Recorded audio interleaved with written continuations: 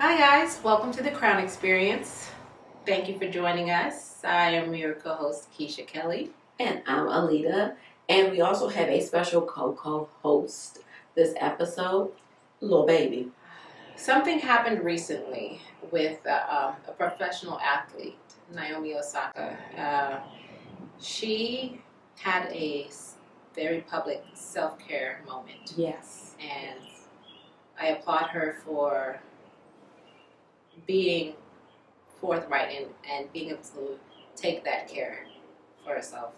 It all starts with knowing yourself. So you have to get to know yourself. You have to get to know what your triggers are and what your needs are. She was supposed to play at the French Open, but prior to going on to her match, she's supposed to meet with the press. Meeting with the press is something that stresses her out. And I know as a former semi-athlete, I never done no shit like what she does. Even just to go on stage or anything, if I have to meet with press first, that's problematic. Speaking as somebody who does not like to be on stage in front of people like that, it'll cause you stress, and that'll affect her level of play. So I understand why she wouldn't want to do that. I don't know why they have that. Right before and not after. Yeah. Like, basketball, they do it after. Right. I thought the same thing. Like, why does it have to be before? Yeah. So what if she doesn't want to talk to the press in the beginning? Why can't she talk at the end? What difference does it make? Right. It didn't make sense to me at all. And I know Venus came out with a statement. I loved her statement. Yeah, she was like, fuck them. They can't do what I do. And that's the truth. But here's the thing, everybody's ability to handle things is different. What Keisha might be able to handle, I might not be able to handle. But I might be able to handle, vice versa. She might not be able to handle. And so we have to respect when someone says, this is a problem for me, this is what I need. What I didn't like dealing with the situation with Naomi was she put out a statement. And her first statement, I understood it and I got it. Yes. But because people were giving her a hard time in the press and media, she decided to come out with a second statement. And I remember saying to Keisha, this wasn't necessary. I got it in her first statement. But the fact that she felt like if she couldn't just speak her truth in the first statement, where it was like, that wasn't acceptable. She had to dig deeper. She had to give more. That was an issue for me. She didn't have to explain as much. She said what she needed. She said what she didn't like. End of story. I would have said, fuck them. First of all, you're not going to make me continue on this process. I already said what I said. Right. I meant it. Right. Move the fuck on. Right. And it's just creating clear lines. And the fact that they tried to come at her like, we're going to fine you for this. It's like, fuck, find me. And that's what she said, right? And then she came out with that next statement and giving more detail about her social anxiety. I'm like, but she should. I feel like if I say, it goes back to one of our other episodes. No means no. These are my lines. These are my boundaries. Respect my boundaries because I'm going to respect yours. And if I say that this is what I'm dealing, this is my issue, I shouldn't have to dig deeper. I shouldn't have to explain. I shouldn't have to give more explanation and tell you so much. I shouldn't have to always bare my soul. If I say, listen, enough. I don't like what you said to me. I don't like how that happened. I'm not dealing with this. That's it. I don't always have to give you more. And I think it's a shame that she had to go even further. I didn't like that. I think that is because of, one, her youth. She hasn't had to have enough fucking experiences yet. Yeah. And two, she's just still, young and impressionable and still trying to get along. And wanted to I guess, let them know more.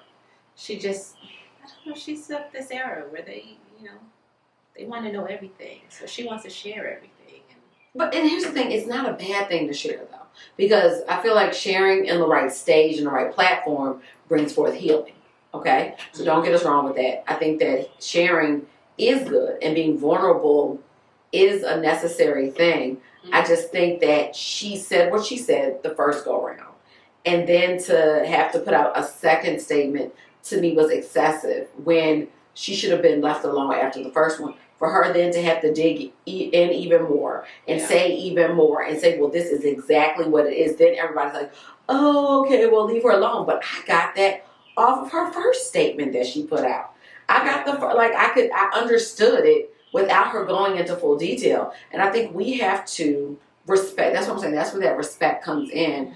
And we have to take people for what they put out first and not demand them to satisfy my curiosity when it has nothing to do with me. Yeah, there it is.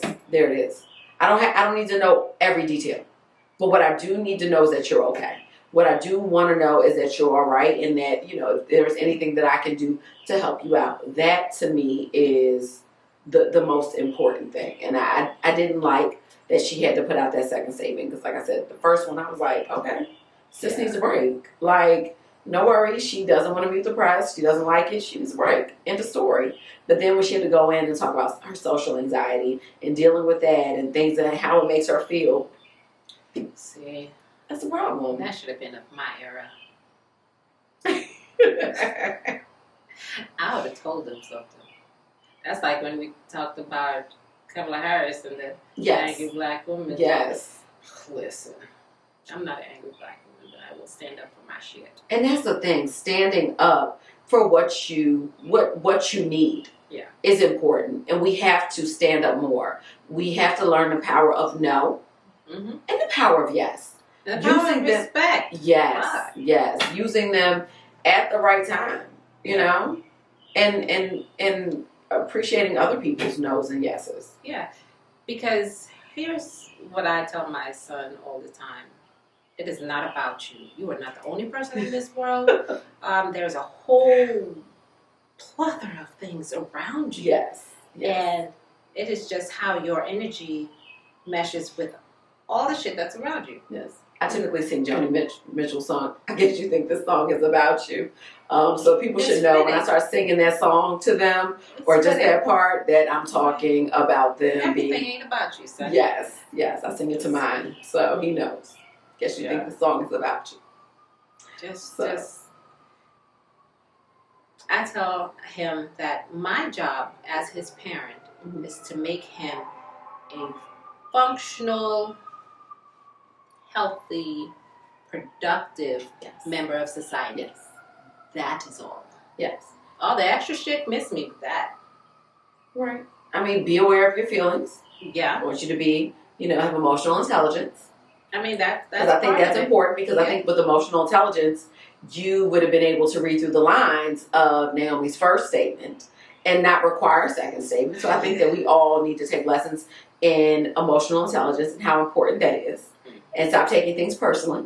I feel like some of those reporters probably took it personal, that she didn't want to meet with them, because then they want to put labels on her probably as like arrogant or but they do that. Or they do, or difficult to work with, or things like that. But the people of color that have to go up in front of them, they give them that label when they don't do what they want to do. Yeah, I agree. I agree with that. Kiss my ass, and that's why. Yep, and I agree with her on that one. And that's why I feel like though having more emotional intelligence is important, because you can read through the lines when you really care. Yeah, when you really care, they don't. No. I think the quality of caring about somebody else's feelings started to decline in the 90s, and it's just gotten worse every decade. Mm. It's the paparazzi, and I'm not just blaming them, it's just society as a whole. Caring about your fellow man, your fellow neighbor has gone down. Right. Which makes it hard for you to also care about you or take the time. I think that also our focus of what's important. Yeah. Keisha and I we had one of our former pastors used to talk about the world's view of success and God's view of success, and how they are not parallel. And so I think that sometimes our focus and what we're looking at as individual, we have a more individual focus opposed to a community focus. Yeah. That's the true statement right there. And so I think that plays a part in being able to to care about more than just yourself. Right. And so when we talk about wellness, we're talking about self-care for like taking care of ourselves. Now that is an individual journey, but so that we can be whole for those in our lives.